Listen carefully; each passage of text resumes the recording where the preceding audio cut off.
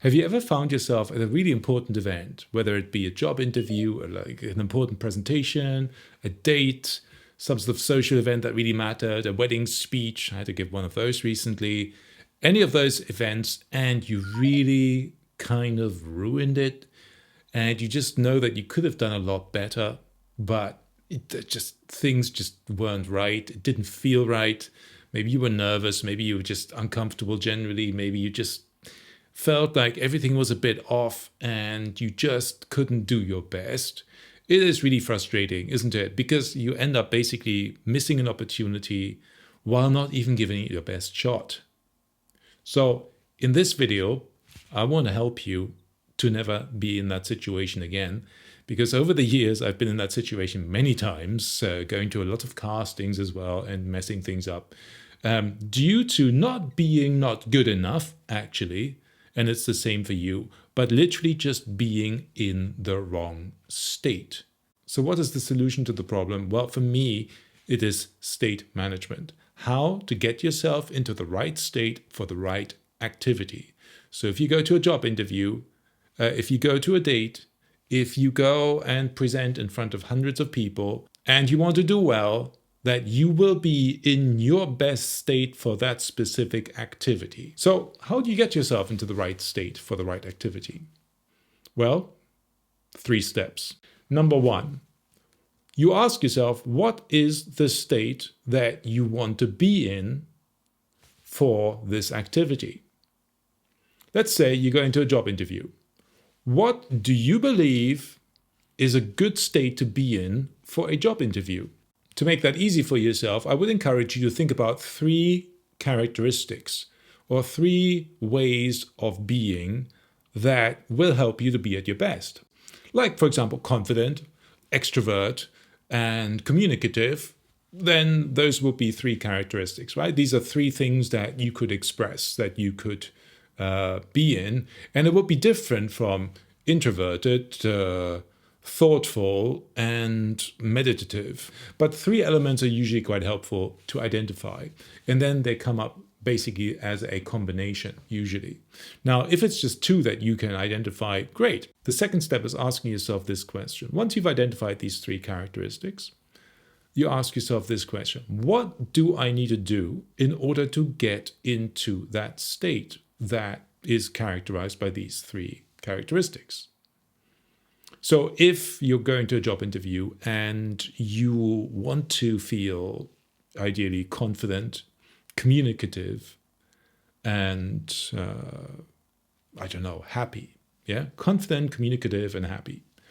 If that's what you want to feel like or be like in that job interview, what can you do right now that will make it likely that you will get into that state? We all feel differently at different times, connected with different activities, with different people, with different times of the day, with different things that we do.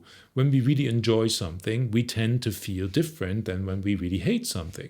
When we're with some people that we really like, they tend to make us a specific way. So once you start thinking about this, you might think, well, what kind of person usually makes me feel confident? What kind of situation or activity makes me feel happy? What puts me into a communicative state? And you might well find that, you end up thinking, well, actually, I have this friend who always makes me feel good. I feel good and I like communicating with them, and I feel confident as a side effect. And what if I gave them a call and chatted with them for a bit about completely other stuff before the job interview? Because there's a principle called state lag that I kind of came up with, to be honest, but it's something you recognize. It's just I just came up with a word for it, okay? It's a bit like jet lag, but to do with your state. And that is that if you do something, an activity, it puts you into a certain state that becomes associated with that activity. And that state, even when you stop doing the activity, it stays with you for a little bit. So there's a lag that happens. For example, if you go running and you have been running for 10 minutes, and then you arrive back at home, You'll be in a very energized state for another few minutes at least. The blood will be pumping, you'll be physically very alive, and you'll be stretching out and you'll feel your body, but you will be in a very different state than if you had just been sitting reading a book for the last 10 minutes. And that's what I'm talking about when I'm talking about state lag. And that state will stay with you for a while. The same happens when you talk to a friend of yours that you really like and that really makes you feel good. You will be happier after you talked with them than if you had not spoken to them, or if you'd spoken to somebody that you really don't like, or if you'd just been sitting in a dark room by yourself, or been watching some trash TV. Yeah, it's a very different state you get into. Now, what I want you to think about is how can you use situations, activities, and people. Yeah, sorry, I said use people, but you know, that's what friends are for.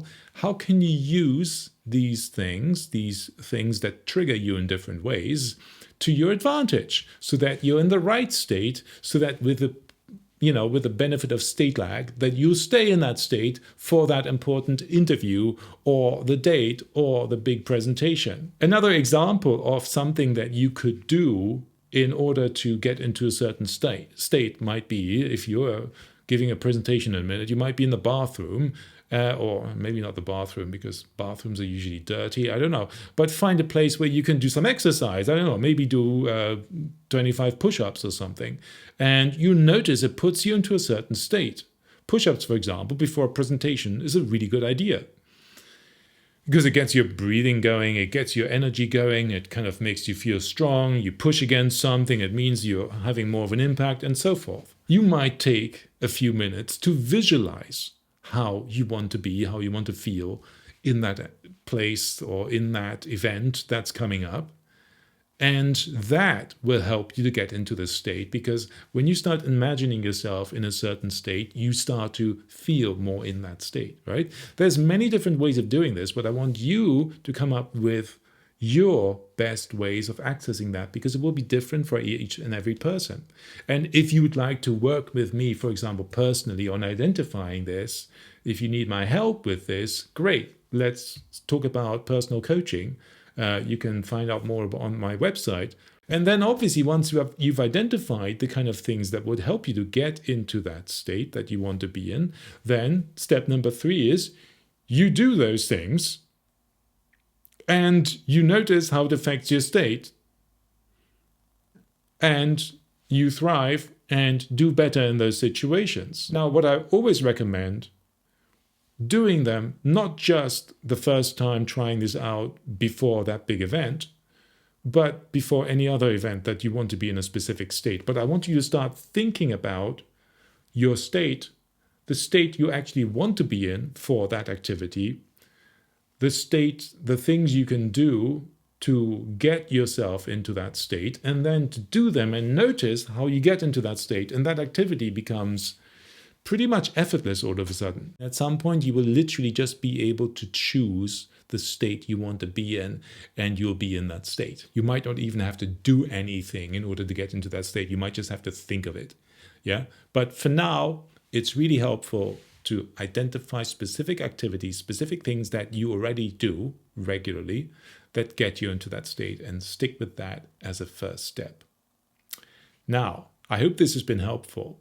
If you want to really work on your state and how you feel about yourself, how confident you are, how much self-esteem you have, and rarely face the challenge of having to turn yourself around before an important event, because you just naturally fly in and you'll be like, wow, I'm good at this, I'm going to be great, then you might want to check out my confidence building program here on my website. What else is coming up for you when you're watching this video? Let me know and I will address it here in the comments, and maybe with another video going forward. I see you soon.